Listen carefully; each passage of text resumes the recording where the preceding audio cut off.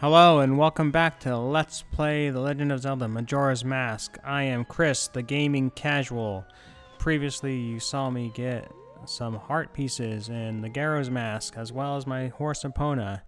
And in this episode we continue with more of the same. I am again doing some more post-commentary on this episode, so this is not live.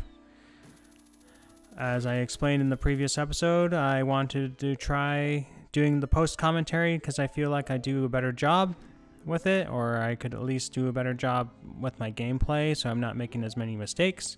I can focus on the gameplay and then focus on the commentary afterwards.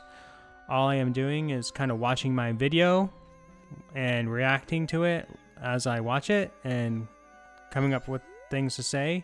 But since I do not have to focus on what I'm actually doing in the game, I can focus more on what I'm talking about. Right here, I'm getting another heart piece that you need the Scarecrow and the hookshot to do. And I needed that magic bean to get to this little ledge that gets me just a little bit closer. You might have been able to do this without the magic bean, I'm not sure. I never tried that out, but I think I just kind of discovered that magic beans plot, and I wanted to try it out and see if this worked on my own personal file while I was exploring, and that's what I discovered, that magic bean plot just led me there. I thought maybe it would lead me straight to the heart, and I didn't know that you even could get the Scarecrow song in this game, so I kind of had to look around and find the Scarecrow song. So that was something I learned new for this game. I found it in the HD remake, but I thought that was something they just added in the HD remake. I didn't know it was part of the original game.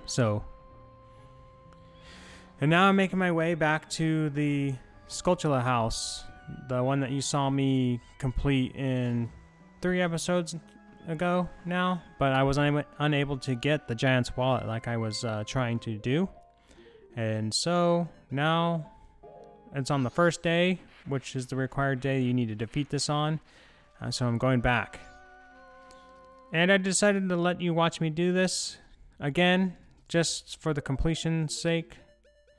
I probably could have just done it off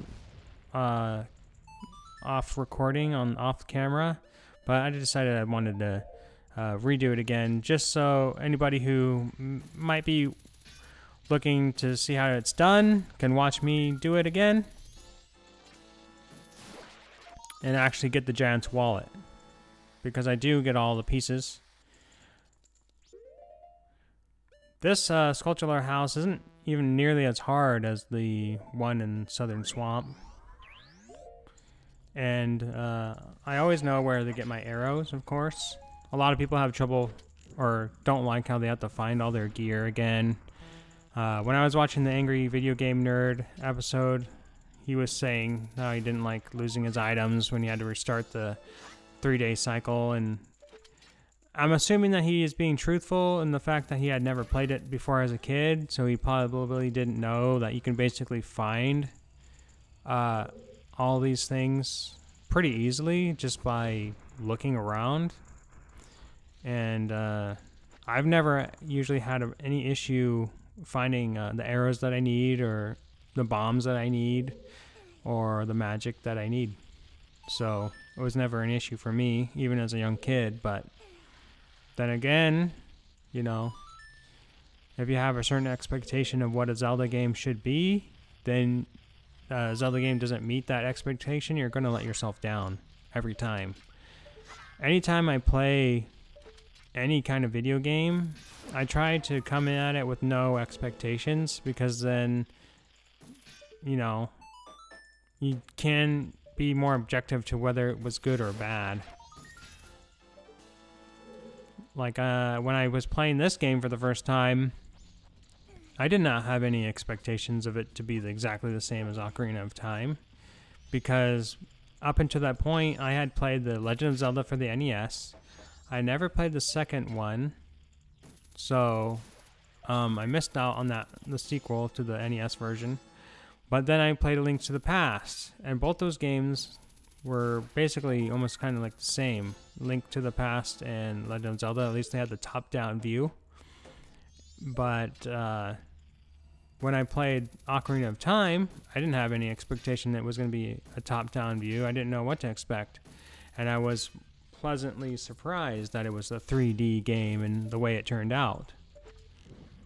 But if you were expecting, I feel like that if I was expecting it to be exactly like the previous games, I would have been disappointed or not have liked it as much. And that being said, since the Ocarina of Time changed my perspective of what a Zelda game could be, the next iteration, Majora's Mask, was an even bigger surprise to me because I wasn't expecting it to be just like Ocarina of Time. Even though it looked the same in a lot of ways, it didn't feel the same at all. It felt very different. And I liked that. The variety is what makes these games interesting. I mean, Super Mario is one of those games that kind of gets away with it because there isn't a whole lot of variety in Super Mario. I liked Super Mario Sunshine a lot, even though I guess it has a little bit of a mixed perception on it. But I liked that game a lot. So, basically because it kind of changed the formula a little bit. It wasn't just jumping on turtles or collecting, 100 coins every level. It was a very different game from the N64 version and from the previous versions. And I think it kind of showed you exactly what Super Mario could be. It doesn't have to be, 2D side-scrolling. It doesn't have to be, all platforming. I liked the FLUDD backpack and made platforming a lot easier. And for someone who's not very good at platforms, it was a really nice thing to have. As my name implies, I'm a gaming casual. I'm not a gaming hardcore enthusiast, so I don't get too attached to the way my game, even the established franchises should be. I just look at the game as, is it fun to play? Is it interesting? Is it different? Do I like it? I don't look at it, oh, it has to be exactly the same as the previous one. I don't really need to explain what I'm doing in this Skulltula house because I think I did a pretty good job of doing that in the previous episode. So I'm just kind of talking over it, keeping the commentary kind of interesting, talking about other things since I don't really get a lot of time to do that. But keeping it relevant to the topic at hand, which is video games. In the future, I do want to do more Let's Plays, so if any of you in the comment section want to give me some suggestions of what to play, what to do next, feel free to do so. I would appreciate it if you could keep it within something that's in the Nintendo Switch Online Plus account library. That kind of narrows it down, and there's some good ones in there. Pokemon Puzzle League is going to be coming out tomorrow as I'm recording this video, the 15th of July. So that should be exciting. I thought about maybe doing a Let's Play of that. I had a lot of fun playing that game as a kid. I was probably the better... I wouldn't say the best, but I was really good at that game when I was young anyways. Of course, I beat everyone that I played against. But I'm not really competitive. I don't like playing online with people because I know, as soon as you get into the lobby with some people online, especially as a gaming casual, you're just going to get your ass handed to you, and I don't want to be defeated like that badly. Although you never know, I might be able to beat some people at that game. Those Skull Childs, I forget their names, Skull Children's, Stalfos kids, It's kind of funny they just kind of sit there swinging their legs. I'm still kind of perplexed at the fact that the Skullkita was so huge. Like, why is he so big and all the other ones are so small? What did they look like when they have their flesh on them? Or do they turn into that form after they die? I'm kind of, would like to know more about that. If anyone knows the answer or could link a video in the comment section, let me know. Or maybe I'll just look it up later. Because it's kind of interesting how they have the different sizes. Sometimes I'm kind of wondering, were they Gorons? Because Gorons have different sizes too. There's the smaller Gorons and the larger ones. So, or maybe they were a race similar to the Goron. It's hard to say, really, what they were. But the fact that they can come in all shapes and sizes makes me wonder. Really love the hookshot. Hookshot is one of my favorite tools in the Legend of Zelda series. I would just wish that they would have more things to hook onto. Maybe that would make it a little too easy, but it's nice to have variety of what you can use your tools for. There's one more Skulltula I'm trying to find here. I kind of forgot where it was, but then I slowly remember. Even though you do this a couple times, I'm still under the impression that the Skulltulas move around depending on what day you come in. So I was kind of looking around. I wasn't 100% sure that they would be in the same spot, but I think they are. Every day you come in here, I think they're just in the same spot. So, and I missed the one in the rafters at the front rafter there, when I finally realized that. And bam, get him. The thumbstick is kind of janky, so that when you see me like kind of moving and then like I'm aimed on it and then I kind of jerk the thumbstick a little bit, it like jerks it like another like half, like 2 frames over or whatever, and it's like looks like I'm all jumping around, but that's just because I get kind of like overzealous on the thumbstick and like hit it an extra time that I don't need to. This guy gives you the Giant's Wallet. I guess it's like his life savings or whatever. He knows that money is going to be useless in the new world once the moon hits the earth, so. Or maybe he's trying to start some kind of cult underground and wants to have a bunch of people die with him under there. I don't know. He's kind of ominous in his meaning. I actually forgot what I was going to do in this game, in this episode, where I was headed next. Oh yeah, Zora Cape. Down in Zora Cape, there's a heart piece I am trying to get. I do a little bit of exploring down there too.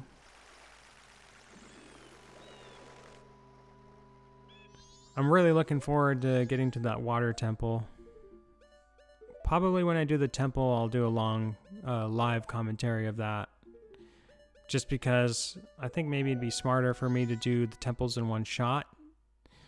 I'm not sure. I might try to do post commentary on that too. Let me know if you guys like the post commentary, if it's better or not. I hope it is. I feel like it is, but I am not, you know, I can't be as objective to myself, I don't think, at times, because I definitely like to watch my own videos. So you come over here, read the notebook that belongs to Mikau, and he has some notes in there. I had to write them down really quick as I was playing this, just so that I wouldn't forget, because you need to remember them to do this heart piece quest, the side quest here. When you're done with that, you go and talk to Japass. I don't know why I took my mask off. I don't think they'll kick you out if they see you walking around as a young Link, but I wasn't so sure. so sure. Blah. So this is Japis's room. He plays the bass. And I like how when you walk in to all these rooms, they play songs from the NES version. And just telling you how he's noticed something is wrong with Lulu and why are they keeping it a secret, and he's asking all kinds of questions that ain't none of his business, I don't think. This guy gives me like a surfer vibe. And then I play the music. Once I remember it, look at my notes there. It's a pretty good riff, I guess. I really like the guitar instrument in this game. I always thought it was so cool. I play guitar a little bit in real life. I'm not like very good or anything. I just always wanted to pick up an instrument and play it.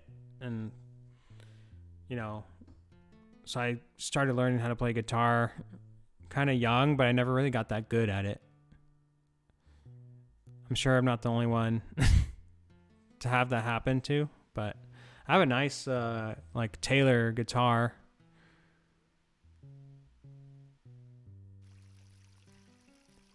And then once you're done playing for Japis, I forget the name. Oh, Evan, I think his name is, because I just read it on the in the dialogue there. Evan, you go take that song to Evan, but you can't play it as Zora Link. You have to play it as Young Link because he doesn't want to take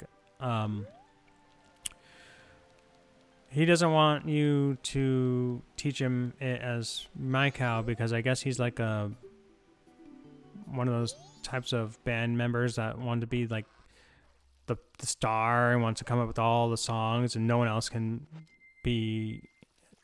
have any kind of creative decision making as far as the band music goes. I kind of mess it up there.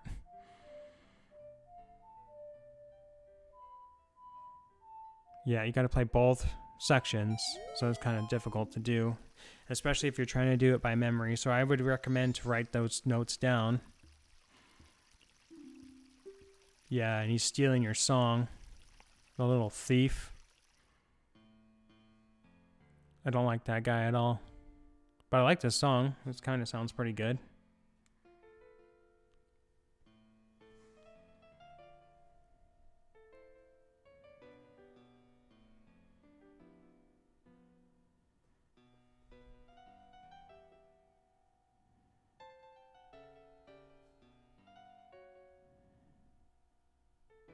Nice. Sounds real tight. I don't know. To each his own, I guess. I thought it sounded pretty good. Although I like that piano. It's too bad Link can't go around carrying a piano in his back pocket like the Happy Mask Salesman. And if you listen to the music, he's playing the Game Over theme from the NES version of The Legend of Zelda. Making my way back to Clocktown to take part in a mini game to get another heart piece. It's a bomb chew heart piece, or the bomb chew mini game at the couples. I don't know what they call it. The couples gallery. You throw the bomb chews at the targets. Every day the game changes. I think the first day it's bomb chews.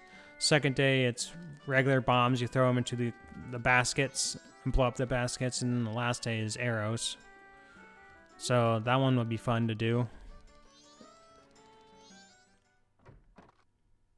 Not really. I'm being sarcastic. I don't like using my bow in this game. I don't know if anyone's noticed, but I've been told that my voice kind of sounds like Tina from Bob's Burgers because I have a very monotone kind of tone. I don't really have much, you know, inflection in my voice, happy or sad. I don't know if that's true. I kind of hear it, but I think that's kind of like the power of suggestion. I don't know if anyone's thought that before. I said it. Obviously, some people have thought of it because I've heard people mention it before to me in person. I used to be, well, I was in the Marine Corps Reserves, and all my buddies said I sounded like Tina. And so they would like me to quote lines from the show, but I watch Bob's Burgers, but I don't know like all the lines that Tina says. I know she likes to talk about butts a lot. When I was doing this mini game, I was actually pretty surprised. I unintentionally hit one. Well, I was able to complete it. Thanks for watching. Continue watching, comment, subscribe, like the video if you liked it, share it with your friends. I appreciate all the viewers, and I love you guys. Have a great day, and stay tuned.